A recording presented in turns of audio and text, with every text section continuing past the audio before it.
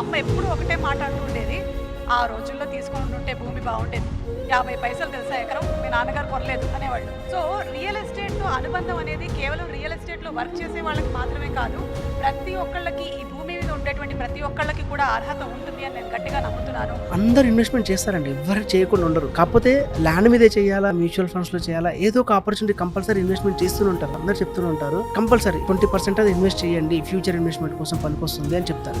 చాలా మంది ఏం చేస్తారంటే 20% అమౌంట్ చిన్న చిన్న మ్యూచువల్ ఫండ్స్ లోనో, గోల్డ్ లోనో, సిల్వర్ లోనో పెట్టి ఒక పెద్ద అమౌంట్ వచ్చిన తర్వాత తీసుకెళ్లి దాన్ని కూడా మళ్ళీ ఓపెన్ ప్లాస్ లో పెడతారు. ఇన్వెస్ట్మెంట్ అనేది బెస్ట్ ఆప్షన్. ఎందుకంటే ఫర్ ఎగ్జాంపుల్ ఈరోజు ₹1,00,00,000 ఉందనుకోండి, మనకు 10 సంవత్సరాల తర్వాత ₹1,00,00,000 వాల్యూ ఉండదు, అది తగ్గిపోతుంది. క్యాష్ వాల్యూ ఎప్పుడు తగ్గిపోతుంది. ఎందుకంటే మొన్న చూడండి 75-80 రూపీస్ ఉన్న మన రూపాయి విలువ ఇప్పుడు డాలర్ విలువ 95-100 రూపీస్ నడుస్తుంది. డబ్బులు ఎప్పుడు మన దగ్గర ఉంటే అది డిప్రిసియేషన్ అవుతుంది, దాన్ని ఇన్వెస్ట్మెంట్ చేస్తేనే అది రిటర్న్స్ వస్తుంది, అప్రిసియేషన్ అవుతుంది. ఇన్వెస్ట్మెంట్ ఈజ్ నథింగ్ బట్ మనం పడుకున్నప్పుడు కూడా దాని విలువ పెరుగుతుండాలి, అదే ఇన్వెస్ట్మెంట్.